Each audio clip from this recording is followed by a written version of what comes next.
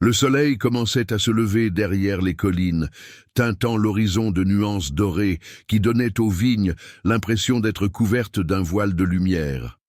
La rosée brillait encore sur les feuilles, et l'odeur fraîche de la terre mouillée annonçait une nouvelle journée de vendange. Parmi ces longues rangées de raisins mûrs, se déplaçant avec légèreté et soin, se trouvait Juliette.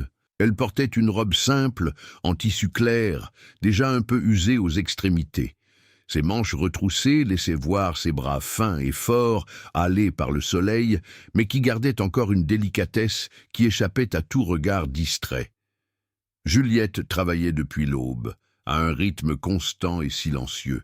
C'était comme si elle connaissait chaque cep par son nom, les touchant avec respect et affection, presque comme on touche une vie.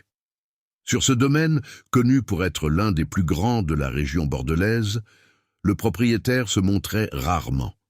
François, le baron, était un homme que tous mentionnaient avec respect, mais aussi avec distance. Certains disaient qu'il était sévère, d'autres qu'il était simplement juste.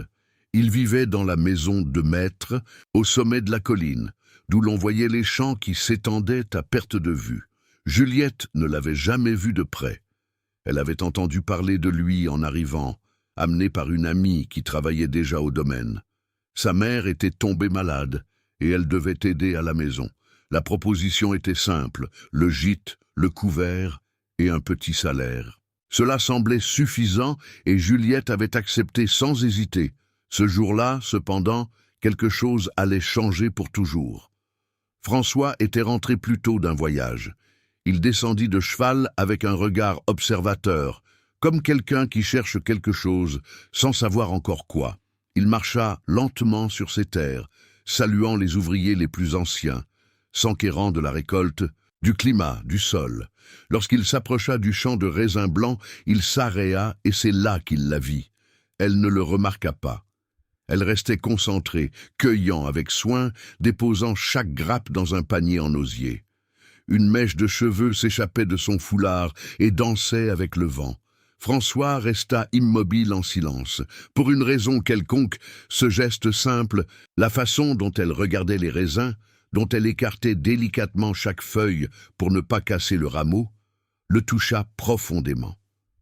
Toute la matinée, il l'observa de loin, et plus il la voyait, plus il ressentait quelque chose qu'il n'avait pas ressenti depuis longtemps. François avait toujours vécu entouré de gens, mais solitaire à l'intérieur. Il avait été marié de nombreuses années auparavant, mais le mariage avait été bref et la perte l'avait rendu froid. Le travail, le profit, les comptes, les terres, tout cela occupait son temps, mais ne remplissait pas son cœur, jusqu'à cet instant. Quand la cloche du déjeuner sonna, Juliette leva le visage et essuya la sueur de son front. C'est alors que leurs regards se croisèrent pour la première fois. Cela ne dura qu'un instant, mais parut un temps suspendu. François s'approcha d'un pas ferme, essayant de dissimuler sa curiosité. « Vous êtes nouvelle ici, n'est-ce pas ?» demanda-t-il d'un ton serein, mais en la fixant. Elle baissa les yeux, un peu mal à l'aise. « Oui, monsieur, je suis arrivé il y a environ 2 semaines.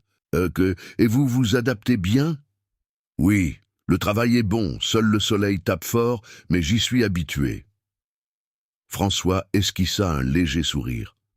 En effet, le soleil tape fort, mais c'est aussi lui qui fait pousser ce que l'on plante. Il regarda autour de lui. Vous faites du bon travail. Juliette le remercia, surprise. Elle ne s'attendait pas à être remarquée, encore moins par lui. Les jours suivants, François commença à apparaître plus fréquemment dans les vignobles. Tantôt il passait à cheval, tantôt il marchait entre les rangées, le regard toujours tourné vers le champ et, inévitablement, vers elle. Juliette le remarquait, mais feignait de ne pas le voir. Il y avait quelque chose d'étrange, un mélange de respect, de curiosité et une crainte qu'elle ne savait expliquer. Un après-midi, une forte pluie s'abattit soudainement. Tous coururent, s'abriter dans le chai, mais Juliette resta pour ramasser les paniers qui étaient encore dans le champ. François descendait de la maison de maître quand il la vit de loin, tentant de sauver la récolte. Sans réfléchir, il courut vers elle. « Mademoiselle, vous allez être trempée !» cria-t-il déjà détrempé. Ah, si les raisins s'abîment, on perd le travail de la journée, répondit-elle, insistant pour porter le lourd panier. François saisit le panier avec elle. La force de leurs deux corps se rencontra dans ce bref contact. Un coup de tonnerre retentit, et ils coururent tous les deux vers l'abri, riant, essoufflés, le cœur battant à tout rompre. À l'intérieur, encore dégoulinant d'eau, ils se regardèrent quelques secondes en silence. François, pour la première fois depuis des années, eut envie de rire pour de vrai. Juliette, les cheveux défaits et le visage rougi, le regardait avec un mélange de timidité et de complicité. Cette nuit-là, François ne parvint pas à dormir. Il arpenta la longue terrasse, sentant l'odeur de la terre mouillée, et pensa à elle. « Qui est cette jeune femme ?» se répétait-il en pensée. « Pourquoi éveille-t-elle en moi quelque chose que je croyais éteint ?» Pendant ce temps, dans le dortoir des ouvrières, Juliette ne trouvait pas non plus le sommeil. Elle fixait le plafond, écoutant le son lointain des grillons et de la pluie qui tombait encore. Son visage ne quittait pas ses pensées. Le lendemain, François envoya un message convoquant quelques employés pour s'occuper d'une nouvelle partie du domaine, et parmi eux se trouvait le nom de Juliette. On disait que c'était une promotion d'aller travailler près de la pépinière, un espace réservé, plus tranquille, où seuls quelques-uns avaient accès. Juliette hésita, mais accepta. Chaque matin, ils passaient par là. Ils échangeaient quelques mots, toujours respectueux, mais avec un regard qui en disait bien plus que n'importe quelle conversation. Les autres ne manquèrent pas de le remarquer. Les mauvaises langues commencèrent à chuchoter, et Juliette se mit à craindre les commentaires. Un jour, une dame plus âgée, nommée Madame Martine, qui travaillait là depuis des décennies, s'approcha d'elle et lui dit « Ma petite, fais attention. Un homme riche, quand il regarde trop une personne humble, ça peut être une bénédiction ou un tourment. » Juliette baissa simplement la tête. « Je sais, Madame Martine, mais je vous jure que je n'ai rien fait. »« Je te crois, mais sois prudente quand même. » Un jour, au coucher du soleil, François la trouva seule dans le champ, en train de fermer le portail. Il arrêta son cheval et contempla le ciel rougi avant de parler. « Vous savez, parfois je passe la journée entourée de gens, mais c'est ici que je trouve la paix. » Elle sourit sans bien savoir quoi répondre. « Je pense que la campagne apaise l'âme. »« Et vous, qu'est-ce qui vous apaise ?» Elle réfléchit un peu. Le silence, le bruit du vent et le travail bien fait. Il hocha la tête, admirant la simplicité de la réponse. « Oui, le travail bien fait, c'est ce qui rend quelqu'un de spécial, Juliette. » Entendre son propre nom sortir de sa bouche fit battre son cœur à tout rompre. François savait exactement ce qu'il faisait en le disant ainsi, de cette voix calme et ferme. Cette nuit-là, Juliette rumina cela. Ce n'était plus de la curiosité. Quelque chose en elle commençait à changer, et cela l'effrayait. Les jours passèrent, les raisins furent récoltés, et le lien entre eux grandissait en silence. Jusqu'à ce qu'un matin, un incident vienne troubler la quiétude du domaine. L'un des plus anciens ouvriers fut surpris en train de détourner une partie de la production. La rumeur se répandit rapidement. François devint furieux. Il convoqua tout le monde pour une réunion dans le hangar central, et Juliette était parmi eux. « Je n'admets pas la malhonnêteté ici, » dit-il d'une voix ferme, les yeux étincelants. « Chacun ici travaille dur, et il n'est pas juste que quelqu'un vole l'effort des autres. » Tout en parlant, il regarda autour de lui et vit Juliette au milieu de la foule, effrayée par la tension dans l'air. Et dans ce bref regard, sa colère s'apaisa un peu. Après la confusion, il demanda à Juliette de rester. « Je ne vous ai pas appelé pour quelque chose de grave, » expliqua-t-il. « Je voulais juste que vous sachiez que je fais confiance à peu de gens ici, et vous en faites partie. » Elle ne sut que dire. « Je ne fais que ce qui est juste, monsieur. » Continuez ainsi. Il prit une profonde inspiration, et appelez-moi François. Cette simple demande changea tout. Si vous aimez ces histoires pleines d'émotions et de moments inattendus, profitez-en pour vous abonner à notre chaîne Récits d'antan, car il y a encore beaucoup de choses à venir, des histoires d'amour, de courage et de secrets gardés par le temps. Et dites-moi dans les commentaires, croyez-vous qu'un amour puisse naître de rien entre deux personnes si différentes? Les jours suivants, François commença à discuter davantage avec Juliette. Ils parlèrent de choses simples, le temps, les habitudes des oiseaux, les noms curieux des plantes, mais chaque dialogue laissait quelque chose en suspens, un sentiment qu'aucun des deux n'osait nommer. Un après-midi, il lui demanda de l'aider à choisir les plants pour un nouveau vignoble. Ils montèrent ensemble jusqu'à une partie haute du domaine d'où l'on voyait toute la vallée. Le vent soufflait fort, décoiffant leurs cheveux. Juliette regardait les terres et disait ce qu'elle pensait de chaque parcelle. Et François l'observait avec ce même regard de celui qui a soudain découvert que la vie pouvait être autre chose que le travail et la solitude. Quand le soleil commença à se coucher, ils restèrent en silence, côte à côte. Le son lointain des cigales emplissait l'air et sans se concerter, ils sourirent en même temps. Ce n'était que le début. Les jours suivants s'écoulèrent dans une nouvelle atmosphère au domaine. On aurait dit que même le vent soufflait différemment. Juliette faisait son travail habituel, mais ses pensées ne se limitaient plus aux vignes. Il y avait un nom qui venait avec le lever du soleil et l'accompagnait jusqu'à l'apparition de la lune. François. Elle essayait de le cacher, mais la joie s'échappait en petits gestes. Elle chantonnait en travaillant, arrangeait son foulard avec plus de soin et souriait sans raison. Au fond, elle savait qu'elle se laissait emporter, mais le dire à voix haute serait comme exposer un secret que son cœur ne voulait pas encore assumer. François, de son côté, sentait aussi le poids du sentiment grandissant. Son visage, autrefois distant, portait maintenant une certaine légèreté. Il commença à se lever plus tôt, descendait dans les plantations sous prétexte de vérifier le sol, mais en réalité, il voulait la voir, ne serait-ce que de loin. Les plus proches commencèrent à le remarquer. « Le patron a changé, tu as vu ?» chuchotait l'un des palefreniers en menant le cheval à l'écurie. Depuis que cette jeune femme est arrivée, il sourit même, répondait l'autre, et les chuchotements ne tardèrent pas à parvenir aux oreilles de Juliette. À l'heure du déjeuner, quelques travailleuses firent des plaisanteries voilées, et l'une d'elles, envieuse, commenta « La petite est à peine arrivée, et elle est déjà proche du patron. La chance, c'est pour celles qui sont belles, n'est-ce pas ?» Juliette resta silencieuse, le visage rouge de honte, évitant de répondre, mais à l'intérieur, elle sentit une pointe d'inquiétude. Elle ne voulait pas être vue comme quelqu'un qui obtenait des avantages. Elle voulait juste continuer à être qui elle était. En fin d'après-midi, François la trouva près du puits, se lavant les mains. Il remarqua son regard abattu et s'approcha. « Il s'est passé quelque chose ?» demanda-t-il avec une préoccupation sincère. Elle secoua la tête. « Non, juste la fatigue de la journée. » François la fixa un instant. « Vous n'avez pas besoin de faire semblant avec moi. Je sais quand quelque chose vous dérange. » Elle soupira.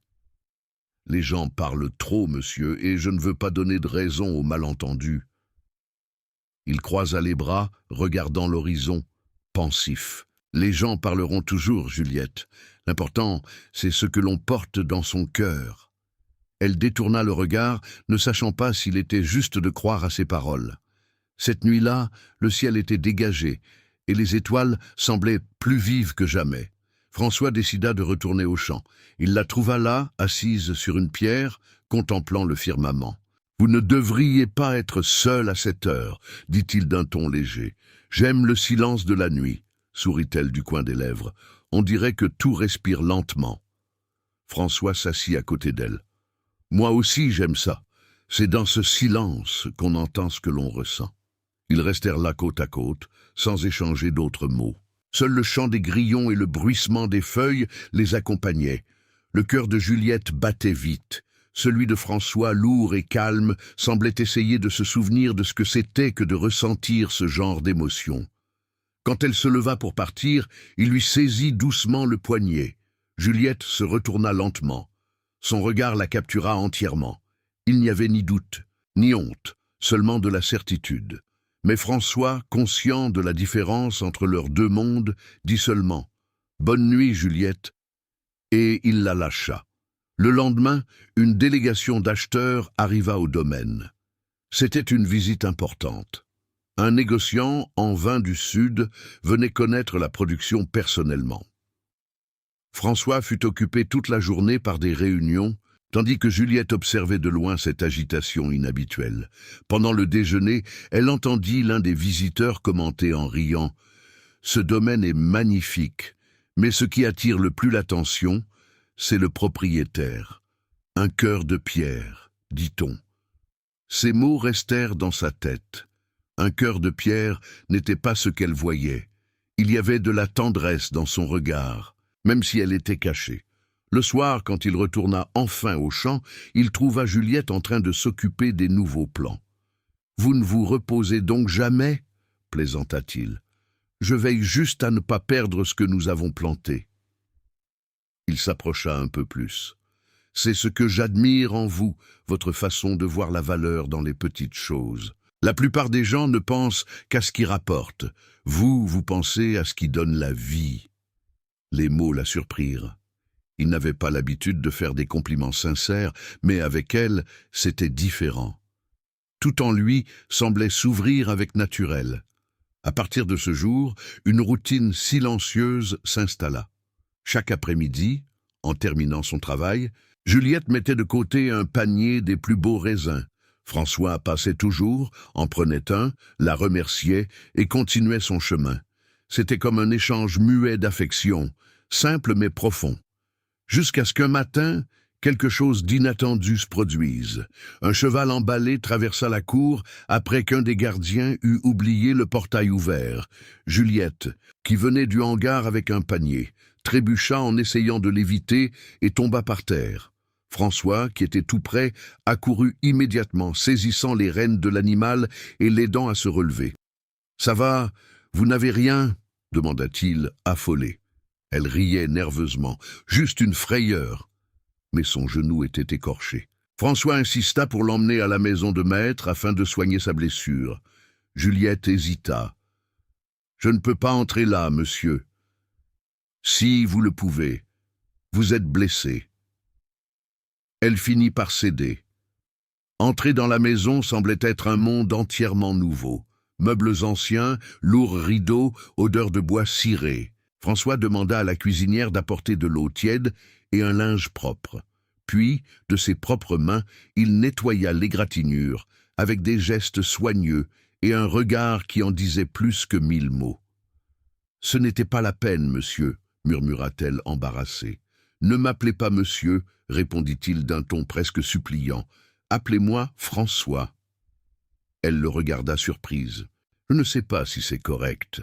Ce qui est correct, c'est ce que le cœur demande, Juliette. » Ils restèrent en silence. L'air semblait plus dense, le temps plus lent. Seul le bruit du vent passant par les fenêtres brisait l'instant. Cet après-midi-là, Juliette retourna au dortoir, le cœur serré. Quelque chose en elle lui disait qu'elle était sur le point de franchir une ligne qui changerait tout. Et ce fut le cas. Quelques jours plus tard, le domaine reçut une visite inattendue. Madeleine, la cousine de François, venue de Paris, une femme élégante, à la parole douce et au regard perçant. Elle perçut rapidement l'atmosphère différente entre son cousin et la jeune travailleuse. « Cousin, qui est cette jeune femme qui vit près de la pépinière ?» demanda-t-elle, dissimulant un sourire curieux. « Une employée dévouée ?» répondit François. « Dévouée et jolie, à ce que je vois. » François détourna le regard, mal à l'aise. Il savait ce qu'elle insinuait et ne voulait pas alimenter les commérages. Mais Madeleine n'était pas dupe. En peu de temps, elle répandit des commentaires dans le domaine et l'histoire parvint aux oreilles des plus éloignés. Un matin, alors que Juliette cueillait des raisins, elle entendit des rires au loin. Les femmes chuchotaient des choses qui la mirent mal à l'aise. Quand elle arriva au dortoir, l'une d'elles la dévisagea et dit « On dit que la fille des vignes a conquis le patron. On verra bien quel sera son prochain poste, celui de maîtresse de la maison. » Les mots furent comme un couteau. Le soir, Juliette décida d'aller parler à François. Elle le trouva seul dans son bureau, entouré de papiers et de cartes du domaine. « Il faut que je vous parle », dit-elle nerveuse. Il leva les yeux, surpris. « Bien sûr, il s'est passé quelque chose ?»« On parle de nous. On dit que... » Elle déglutit. « Que je ne cherche qu'à profiter de vous. » François serra la mâchoire. « Je savais que cela pouvait arriver. Mais ce n'est pas juste. Je n'ai jamais voulu causer de problème. » Il se leva, arpentant la pièce. « Que ressentez-vous, Juliette ?» demanda-t-il soudain, s'arrêtant devant elle. Elle fut surprise par la question, mais répondit sans réfléchir. « Je ressens quelque chose que je ne devrais pas ressentir. » François prit une profonde inspiration. « Et si je vous disais que je ressens la même chose ?» Le silence qui s'installa ensuite fut profond. La flamme de la lampe à huile vacillait, projetant des ombres sur les murs, comme si le temps lui-même observait ce qui se passait là. Juliette baissa les yeux. « Ça ne peut pas marcher. Je ne suis qu'une ouvrière. Et je ne suis qu'un homme qui, pour la première fois depuis des années, ressent quelque chose de vrai. » Il s'approcha. « Peu importe d'où vous venez. » Elle leva lentement le visage. Leurs regards se rencontrèrent.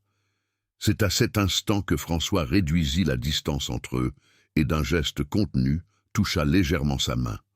Le contact fut bref, mais chargé de certitude. « J'ai besoin de vous ici, » dit-il dans un murmure presque rauque. « Pas pour le domaine, pour moi. » Juliette recula d'un pas, le cœur battant à tout rompre. « J'ai besoin de réfléchir, François. » Elle se retourna et sortit rapidement, les émotions mêlées et les larmes commençant à couler sur son visage. Dehors, le vent secouait les arbres, comme si la nature ressentait elle aussi le début de la tempête. Cette nuit-là, Juliette marcha jusqu'au vignoble. Le ciel était couvert et l'air lourd. Elle pleura doucement, sans savoir si c'était d'amour, de peur ou de culpabilité. Elle ne remarqua pas que quelqu'un s'approchait par derrière. C'était François, son chapeau à la main, les yeux pleins d'inquiétude. « Je ne voulais pas que ce soit ainsi, » murmura-t-il, « mais je ne peux pas faire comme si rien n'existait. » Elle le regarda. Ses yeux, encore humides, brillaient à la faible lueur de la lune. « Et qu'adviendra-t-il de moi si je dis que je ressens la même chose ?» demanda-t-elle d'un filet de voix. « Que diront les gens ?» François fit un pas en avant. « Ce que les gens diront, et c'est leur problème. Ce que je ressens, c'est ce qui m'importe. » Le monde sembla se taire à cet instant. Le chant des cigales cessa, le vent se calma. Il n'y avait que leurs regards l'un dans l'autre. Et alors, pour la première fois, ils se laissèrent vaincre par le sentiment. Le baiser fut doux, long, plein de vérité. Quand ils s'écartèrent, Juliette respirait vite, le visage collé à sa poitrine. François passait ses doigts dans ses cheveux comme s'il tenait quelque chose de précieux. Mais, sans qu'il le sache, quelqu'un les observait de loin, cachés entre les vignes. Une silhouette qui disparut aussitôt, emportant avec elle la certitude que ce secret ne resterait pas caché bien longtemps. L'aube suivante apporta un calme trompeur. Les vignes semblaient plus vertes, le ciel plus clair et l'air avait cette odeur douce qui précède les bonnes récoltes. Mais à l'intérieur du domaine, une rumeur grandissait comme un feu couvant sous les cendres. Pendant le petit déjeuner des travailleurs, des chuchotements couraient entre des regards discrets. « Je l'ai vu de mes propres yeux », disait l'un des plus anciens vachers. « Là-bas dans le champ, la nuit, le patron et la nouvelle. » Certains riaient, d'autres secouaient simplement la tête, ne sachant que penser. Juliette, qui jusqu'alors se mêlait aux autres sans être remarquée, commença à sentir le poids de chaque regard. C'était comme si tout le monde savait, comme si la culpabilité était inscrite sur son visage. Quant à François, dans la maison de maître, il tentait de garder le contrôle, donnait des ordres, distribuait les tâches, mais en lui brûlait un mélange d'inquiétude et de détermination. Il savait que tôt ou tard, il devrait faire face aux conséquences de son choix. Leur amour ne pourrait rester caché bien longtemps, et la vérité est souvent cruelle quand elle est révélée par d'autres. En fin d'après-midi, alors que Juliette revenait du champ, elle fut surprise par Madeleine, la cousine de François, qui l'attendait avec un léger sourire aux lèvres. « Pouvons-nous discuter, jeune femme ?» demanda-t-elle d'un ton doux et calculé. « Bien sûr, madame. » Madeleine la toisa de haut en bas. « On dit que vous avez charmé mon cousin. » Juliette rougit immédiatement. « Je ne sais pas qui raconte ces choses, mais ce n'est pas vrai. » Inutile de nier. Madeleine s'approcha un peu plus. Son cœur est bien trop léger ces derniers temps, et je sais que ce n'est pas à cause des récoltes. Juliette baissa les yeux. Je n'ai jamais voulu causer de problème, madame. Des problèmes, c'est ce que vous apporterez si vous continuez. François a un nom, un respect. Ce domaine porte des générations d'une vieille famille, et vous n'êtes qu'une fille qui cueille des raisins. Il y eut un silence pesant entre elles. Juliette sentit son cœur se serrer et répondit seulement d'une voix tremblante. « On ne choisit pas où l'on est, madame. » Madeleine sourit ironiquement. « Peut-être, mais l'amour ne survit généralement pas là où il n'aurait pas dû naître. » Cette conversation lui fit plus mal que n'importe quelle blessure. Juliette passa le reste de la journée silencieuse, évitant de regarder François. Le soir, quand il tenta de lui parler, elle dit simplement « Je pense qu'il vaut mieux garder nos distances, pour votre bien et pour le mien aussi. » François n'insista pas tout de suite. Il hocha simplement la tête, les yeux embués et le visage pensif. Le temps passa lentement les jours suivants. Juliette continuait son travail, mais la joie d'avant semblait lui avoir été arrachée. François arpentait les champs comme un homme partagé entre le devoir et le sentiment. Une nuit, il s'assit sur la terrasse de la maison de maître avec un verre de vin et se souvint de son visage à la lueur de la lampe, de la force avec laquelle elle parlait du travail, de l'innocence et du courage mêlés dans la même âme. « Est-ce mal d'aimer quelqu'un comme ça ?» se demanda-t-il. Mais avant qu'il ne puisse répondre, le destin commença à changer le cours des choses. Une violente tempête s'abattit sur le domaine en pleine vendange. Le vent abattait des branches et une partie des vignes fut arrachée par la force de la pluie. François coordonnait tout le monde, ordonnant de ramasser ce qui pouvait l'être avant que les eaux ne ruinent tout. Juliette, sans réfléchir, courut pour aider, même au péril de la tempête. Quand il la vit, essayant de protéger les plants, il courut vers elle. « Rentre, Juliette !» cria-t-il, sa voix emportée par le vent. « Je ne peux pas laisser perdre ce que nous avons planté, » répondit-elle, tentant de fixer une bâche sur le sol. Un éclair tomba non loin de là, faisant trembler le sol. François courut dans sa direction, la saisit par les épaules et la ramena de force vers le hangar, essoufflé, tandis que le bruit assourdissant de la pluie couvrait toute parole. Quand ils entrèrent enfin trempés, il lui prit le visage entre ses mains. « Je t'ai déjà dit que je ne veux pas te voir en danger !» cria-t-il ému. « Tu es la dernière personne que je veux perdre en ce monde. » Elle le fixa quelques secondes. « Alors, pourquoi m'as-tu repoussé ?»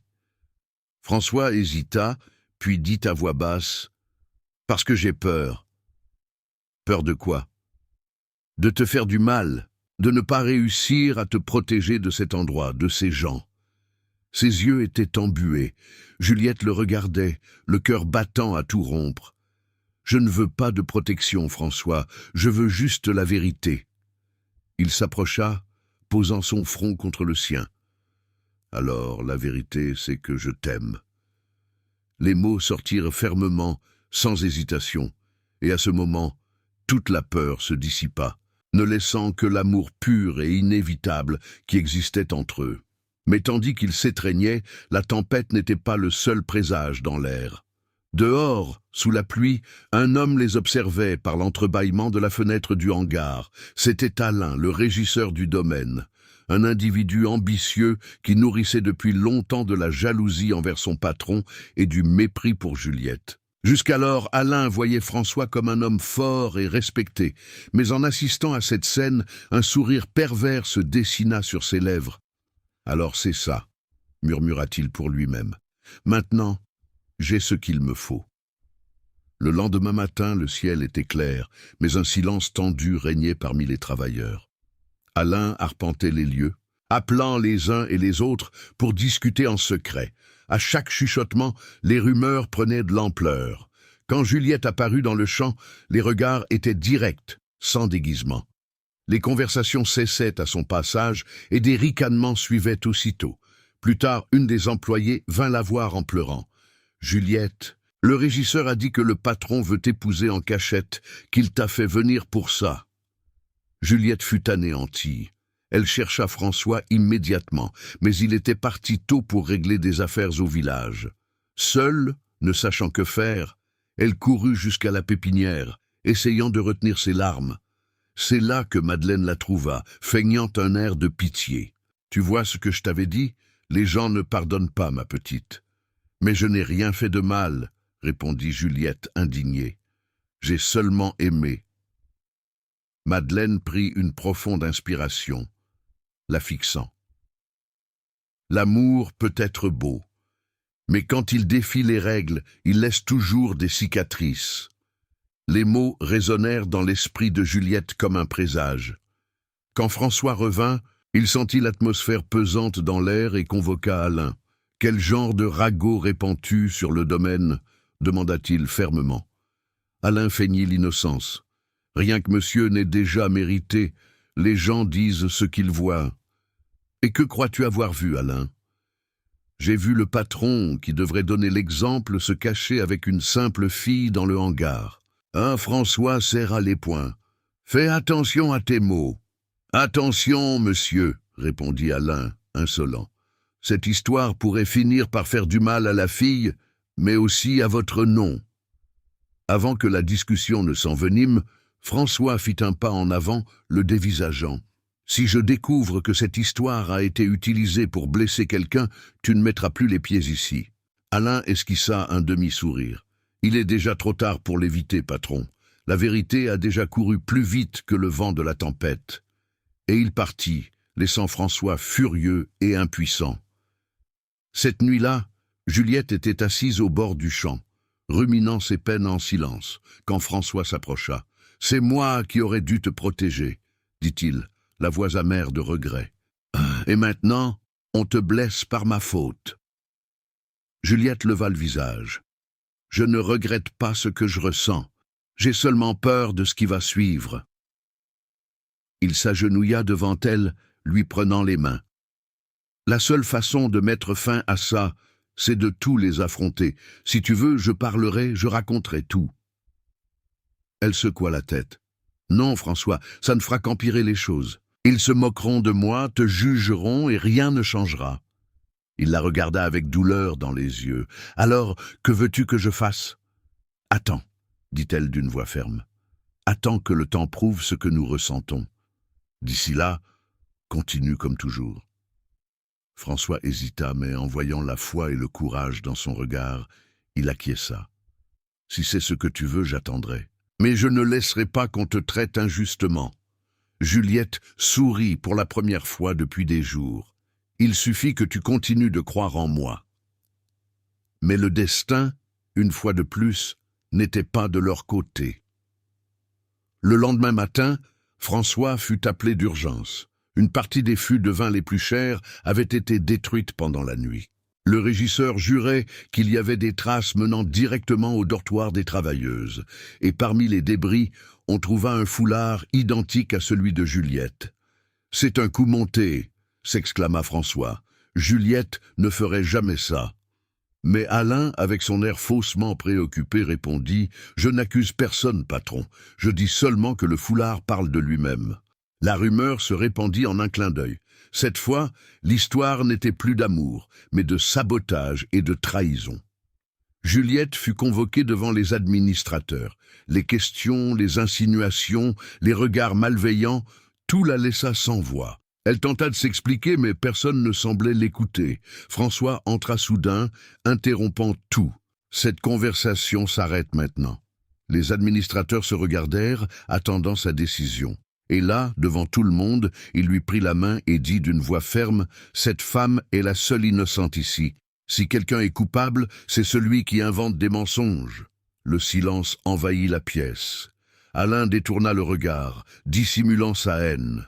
François continua. « Et si le prix à payer pour défendre ce qui est juste est de vous affronter tous, je le paierai. » Juliette le regarda, le cœur partagé entre la gratitude et la peur. Elle savait qu'à partir de ce moment, leur amour ne serait plus un secret. Dehors, le vent se remit à souffler, soulevant la poussière dans le champ et agitant les feuilles des vignes, comme si le domaine lui-même pressentait que leur destin était sur le point de changer pour toujours. Le lendemain matin commença avec un ciel couvert et un silence étrange planant sur tout le domaine. Les vignes, encore humides de rosée, semblaient inertes, comme si elles pressentaient une nouvelle ère qui approchait. François était différent. Son visage portait la fermeté de celui qui avait pris une décision sans retour. Il ne se souciait plus des chuchotements, ni des regards de travers. Après l'incident, il fit renvoyer Alain de son poste de régisseur. À sa place, il nomma un homme de confiance de longue date, Benoît, quelqu'un de juste, silencieux et fidèle. Beaucoup critiquèrent ce choix, disant que François avait laissé son cœur interférer avec le travail. Mais il n'en avait cure. À partir de ce moment, sa parole serait loi, et son cœur, son guide. Juliette, de son côté, restait abattue. Même avec François la défendant ouvertement, elle sentait le poids de tous les regards sur elle. Elle n'était plus une simple travailleuse, elle était désormais au centre de tous les commentaires. Il y avait de la curiosité, de l'envie et même de la haine dissimulée au coin des lèvres de certains. Un après-midi, alors qu'elle nettoyait la pépinière, Madeleine s'approcha de nouveau avec ce même sourire froid. « Alors c'est vrai, dit-elle. Maintenant le monde entier est au courant de la petite romance de la fille des vignes avec le patron. » Juliette arrêta ce qu'elle faisait et prit une profonde inspiration. « Vous n'avez pas besoin de vous moquer, madame. Je veux juste la paix. »« La paix ?» Madeleine eut un petit rire sec. « Ma chère, quand une femme pauvre attire l'attention d'un homme riche, la paix disparaît, ça ne change jamais. » Juliette resta silencieuse. Elle savait que discuter ne servirait à rien, mais au fond, elle craignait que Madeleine ait raison. Ce même soir, François décida de l'inviter à dîner à la maison de maître. C'était la première fois que Juliette franchissait cette porte sans peur. La table était simple, mais bien dressée.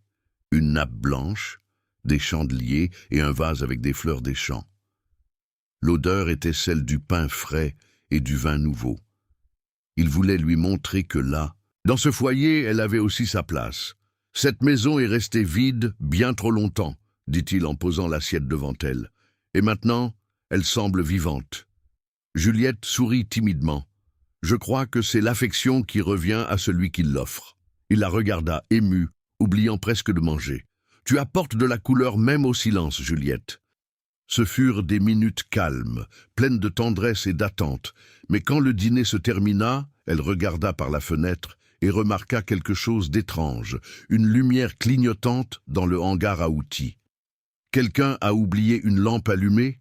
dit-elle, inquiète. François se leva immédiatement. « Attends ici, je vais voir. » Mais Juliette le suivit quand même. En arrivant, ils réalisèrent que ce n'était pas une simple lampe. Un feu commençait à se propager sur le sol. L'odeur de kérosène emplissait l'air. « Au feu !» cria François en saisissant un seau d'eau. Les employés accoururent de toutes parts. En quelques minutes, le feu léchait déjà les murs en bois. Juliette aidait à porter des seaux, toussant à cause de la fumée, jusqu'à ce qu'une poutre s'effondre près d'elle. François courut et la tira par le bras, la sauvant de justesse. Quand le feu fut enfin maîtrisé, le hangar était détruit. François, couvert de suie, regardait la scène avec une colère contenue. Ce n'était pas un accident, Benoît confirma. La lampe était piégée pour exploser. Quelqu'un l'a fait exprès. François pensa à Alain. Les jours suivants, la situation devint plus tendue.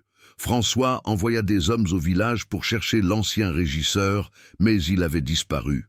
Au même moment, certains acheteurs renoncèrent à conclure des affaires avec le domaine. Ils disaient que le nom du patron était entaché par des scandales. Juliette se sentait coupable en silence. « J'ai porté malheur à votre vie », dit-elle un soir. Assise sur la terrasse, le regard perdu dans l'obscurité, François s'approcha et lui prit les mains. « Ne dis pas ça. Tu n'as pas porté malheur. Tu as apporté la vérité, et ceux qui vivent d'apparence ne comprennent pas la valeur de cela. » Elle pleura doucement, et il la laissa se blottir contre sa poitrine. Le vent froid apportait l'odeur des vignes, et à cet instant, malgré tout, il semblait que le monde se taisait autour d'eux. Mais la paix fut de courte durée. Une semaine plus tard, Benoît vint l'avertir. « Blême. Patron, votre cheval blanc a été retrouvé blessé près de la rivière. La selle était déchirée. » François se rendit sur place, accompagné de 2 hommes. En arrivant, il vit des marques étranges sur le sol, comme si quelqu'un avait forcé l'animal à fuir. Et près de la rive, un morceau de tissu sombre taché d'huile. Il le reconnut immédiatement. C'était le foulard qu'Alain portait noué autour du cou. C'était comme si la certitude prenait voix. « Il cherche à se venger », murmura François. « Et il va essayer de m'atteindre à travers elle. » Ce même soir, Juliette ressentit une inquiétude. Le vent semblait plus fort, et les chiens aboyaient étrangement.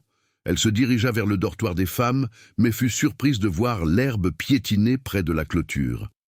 Un craquement vint du milieu des ombres. « Il y a quelqu'un » demanda-t-elle, le cœur battant. Avant qu'elle ne puisse réagir, une main agrippa son bras.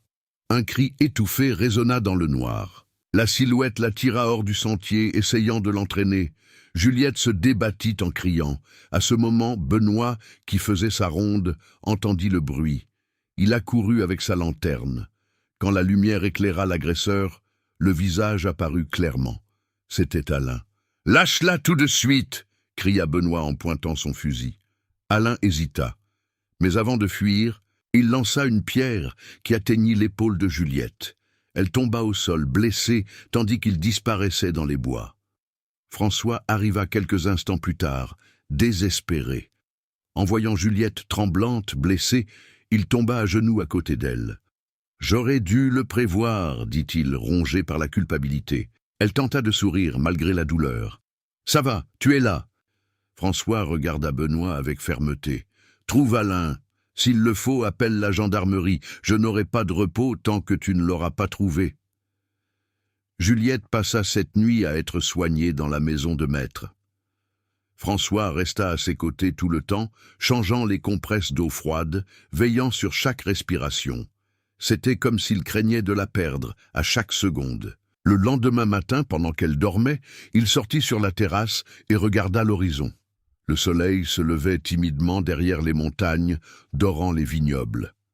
Là, parmi toutes les choses qu'il avait construites de ses propres mains, il réalisa quelque chose qu'il n'avait jamais compris auparavant. Ce n'est pas la terre qui retient un homme, c'est l'amour qui l'enracine de l'intérieur. À midi, Benoît revint avec des nouvelles. « Nous avons trouvé des traces près de l'ancienne gare. On a trouvé une cabane qui semble avoir été utilisée récemment, mais l'homme s'est encore enfui. » François serra les poings. « Il reviendra, et quand il reviendra, je l'attendrai. » Mais Benoît insista. « Attention, patron, ce genre de personne ne se bat pas avec honneur. » Et il avait raison. La nuit suivante, Juliette allait mieux. La blessure à l'épaule ne lui faisait plus aussi mal, mais son âme restait meurtrie. François s'assit à côté d'elle et parla à voix basse. « J'ai cru que j'allais te perdre. Je voudrais t'emmener loin d'ici, Juliette. Loin, dans un endroit où personne ne pourrait nous juger. » Elle sourit, les larmes aux yeux. « Je ne veux pas fuir ce que je suis. Je veux juste vivre ce que je ressens sans peur. » Il lui toucha le visage avec tendresse. « Alors nous resterons et nous affronterons cela ensemble. » Ce fut un moment de silence et de promesses, mais dehors, de nouveau, le destin attendait patiemment pour tester la force de cet amour. Quelques heures plus tard, alors que tout le monde dormait, une forte détonation retentit dans la cour. François sauta du lit et courut à la fenêtre. Benoît arrivait en criant depuis le portail. « Patron, il est revenu !» François sortit en courant, saisissant son fusil. Juliette tenta de le retenir, mais il était déjà loin. Dehors, la lune éclairait la scène. Alain, caché derrière les tables, tirait sur les gardes. Le son des coups de feu perçait le silence de la nuit. François se protégea derrière une barrière et riposta. Il y eut un bref échange de tirs. Benoît lui cria de rester à couvert, mais François était submergé par la fureur. Soudain, un des tirs l'atteignit au bras. Il tomba, mais resta conscient. Alain, voyant son patron blessé, tenta de s'enfuir. Benoît se lança à sa poursuite. Il y eut un dernier son sec, puis le silence. Quand Juliette arriva en courant, François était déjà au sol, le sang tachant la manche de sa chemise. « François !» cria-t-elle en s'agenouillant à ses côtés. Il ouvrit lentement les yeux, respirant avec difficulté. « Ça va, ce n'est qu'une éraflure. » Juliette tremblait et pleurait. « Ne me fais pas peur comme ça, s'il te plaît. » Il la regarda avec une tendresse infinie, même en sentant la douleur. « Je t'ai promis que rien ne t'arracherait à moi. » Puis il posa sa main sur son visage, taché de sang, et ajouta d'une voix faible mais ferme, « Maintenant, c'est toi qui me donnes la force de continuer. » Benoît revint quelques minutes plus tard, essoufflé. « Il ne reviendra plus, patron.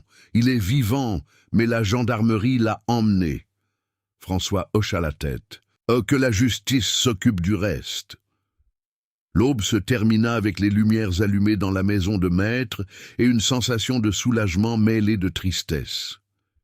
Juliette ne le quitta pas d'un instant, même après que sa blessure eût été soignée. Les matins suivants, le champ semblait différent, l'air plus serein, la lumière plus douce. Les travailleurs ne parlaient plus autant, peut-être par respect, peut-être parce qu'au fond ils savaient que cet amour avait résisté à ce que peu résistent, la peur, l'envie et la méchanceté. C'est dans ce nouveau silence que François, le bras encore en écharpe, marcha lentement jusqu'à la pépinière. Juliette l'y attendait, cueillant des raisins avec le même soin qu'auparavant. « Il est tôt pour travailler, » dit-il avec un sourire fatigué. « Les raisins n'attendent pas, François. » Il la regarda dans les yeux. L'amour non plus. Il s'approcha, posant son front contre le sien. « Alors, plantons le nôtre ici, là où tout a commencé. » Juliette sourit, et le champ sembla respirer avec eux. Mais dans la vie, chaque récolte apporte quelque chose que le cœur n'attend pas.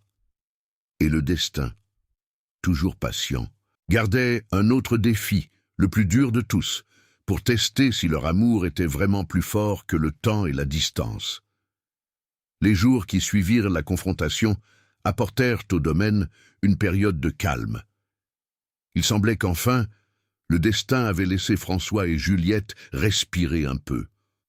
Les raisins recommençaient à pousser dans les vignobles, où parfumant l'air de cette odeur douce qui mêlait vie et espoir. Le soleil se levait, doré, et le champ semblait bénir chaque pas que les deux faisaient ensemble. François, se remettant encore de sa blessure, commença à laisser davantage le travail pénible entre les mains de Benoît.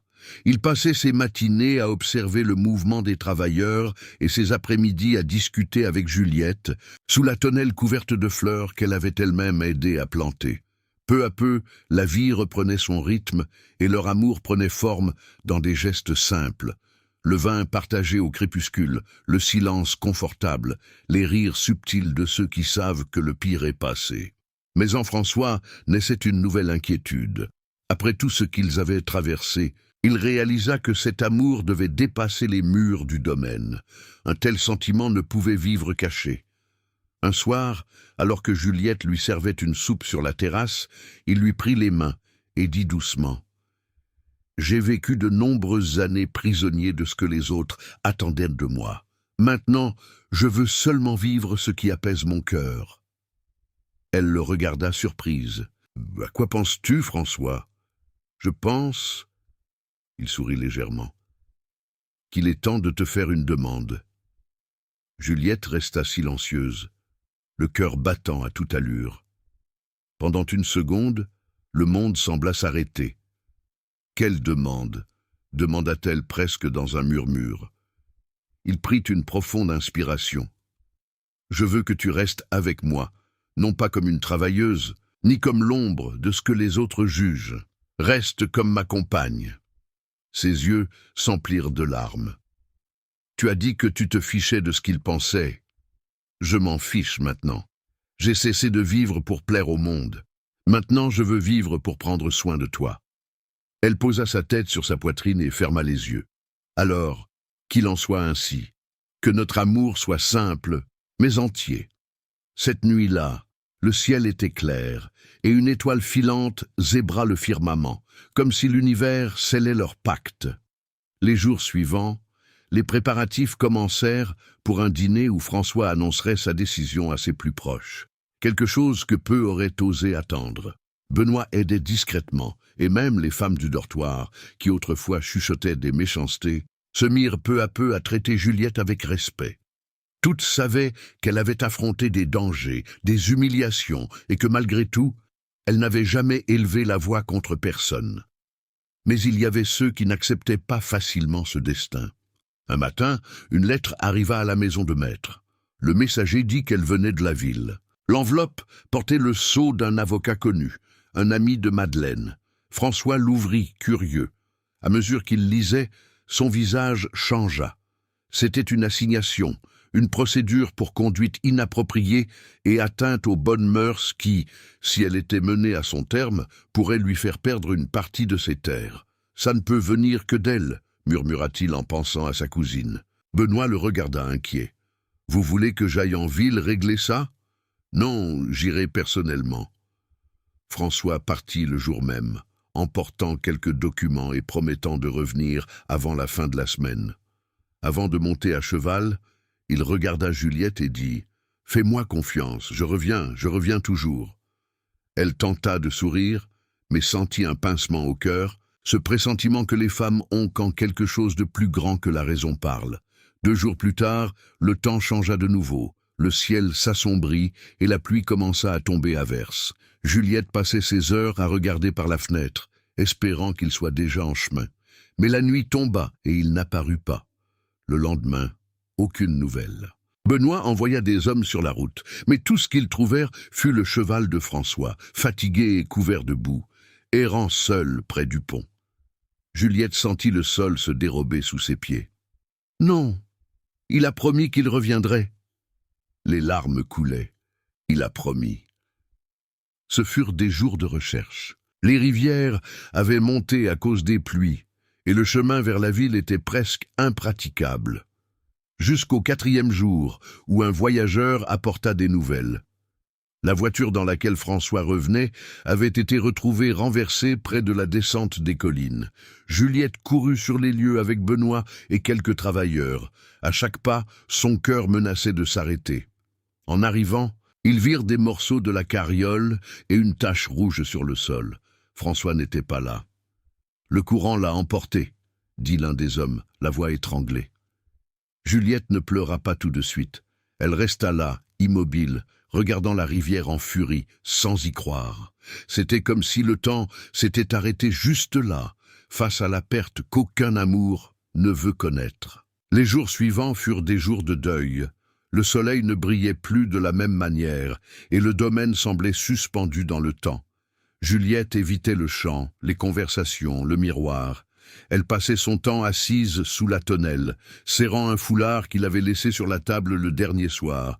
Mais quelque chose en elle, peut-être ce même amour qui lui avait donné tant de fois la force, ne lui permettait pas d'abandonner. Un matin, Benoît arriva, essoufflé. « Juliette, nous avons trouvé des indices. Un pêcheur a vu un homme blessé être emmené dans une ferme de l'autre côté de la rivière, il y a 2 jours. » Elle écarquilla les yeux. « Il est vivant ?» « Nous ne savons pas avec certitude, mais la description ressemble au patron. » Juliette n'attendit pas. Elle prit le cheval de François et partit avec Benoît. Ils traversèrent des étendues de boue, des crues, mais rien ne l'arrêta. Dans son cœur, il y avait une certitude invisible qui guidait ses pas. Il était vivant. Quand ils arrivèrent à une petite maison faite de planches et de terre, ils trouvèrent un vieil homme qui les accueillit. « Un homme est là-dedans », dit-il en montrant la chambre. « Il est arrivé blessé, mais solide. » Juliette courut, poussa la porte et le vit. François, allongé, pâle, mais respirant. Quand il ouvrit les yeux et la vit, un faible sourire s'échappa. « Je t'avais dit que je reviendrais. » Elle tomba à genoux à côté de lui, pleurant et riant en même temps. Je le savais, je n'ai jamais cessé d'y croire. François leva la main et lui toucha le visage. « La rivière a essayé de m'emporter, mais j'ai pensé à toi et je suis revenu, parce que je t'avais donné ma parole. » Il lui fallut des semaines pour se rétablir complètement, et pendant ce temps, Juliette prit soin de lui avec la même patience qu'elle accordait aux vignes. À mesure que sa santé revenait, le domaine semblait également renaître. Benoît réorganisa tout. Les travailleurs revinrent avec un nouvel entrain, et même Madeleine finit par quitter la région. On disait qu'elle était partie pour ne plus jamais revenir. Quand François se remit à marcher dans la cour, le moment du dîner d'annonce approchait, mais désormais, il n'y avait plus de formalité ni de public. Personne n'avait besoin d'entendre ce que leur cœur criait depuis si longtemps. Pourtant, il voulut célébrer de la manière simple et vraie qui les avait unis. Ce soir-là, Juliette apparut avec la même robe claire qu'elle portait le jour où il l'avait vue pour la première fois parmi les vignes. François l'attendait dans le champ où le soleil plongeait derrière les collines, répandant une paix dorée. « C'est ici que tout a commencé, » dit-il, « et c'est ici que je veux que ça reste pour toujours. » Elle sourit, les yeux embués. « Et c'est ici que mon cœur a appris ce qu'est le véritable amour. » François lui prit les mains. « Ce n'est pas le destin qui m'a mené à toi, c'est le temps qui m'a appris à attendre le bon amour. » « Et à moi, » répondit-elle, « le temps a appris que notre âme fleurit quand notre cœur est soigné. » Entre le son lointain des cigales et le bruissement du vent, il l'embrassa, scellant l'histoire qui, malgré toutes les douleurs, se terminait là où tout avait commencé, parmi les raisins, l'odeur de la terre et l'amour qui avait résisté à tout. Le temps passa et le domaine prospéra. Benoît s'occupait des récoltes, et Juliette était devenue une partie vivante de l'histoire de ce lieu. Pour ceux qui arrivaient de l'extérieur, il était difficile d'imaginer qu'un jour, cette jeune femme aux mains calleuses et au regard serein n'avait été qu'une simple travailleuse. Aujourd'hui, elle et François marchaient encore ensemble parmi les vignobles, observant les fruits qui naissaient. Chaque vigne, chaque feuille semblait porter les souvenirs de ce qu'ils avaient vécu. Et quand les jeunes apprentis demandaient comment avait commencé l'histoire de ces terres, Juliette répondait toujours avec un sourire « Elle a commencé avec de l'amour et de la résistance, et elle continue avec la foi. » Le soleil descendait derrière les monts, teintant d'or les raisins mûrs, et le vent, qui un jour avait emporté les larmes et les peurs, ne portait plus que le parfum doux d'un amour que le temps n'avait pas réussi à effacer. Si vous qui regardez maintenant avez senti votre cœur se réchauffer avec cette histoire, profitez-en pour vous abonner ici à Récits d'antan, activez la cloche et commentez ci-dessous. Croyez-vous que le véritable amour puisse vaincre même le temps? Qui sait, la prochaine histoire que nous raconterons ici ne touchera peut-être pas aussi votre cœur.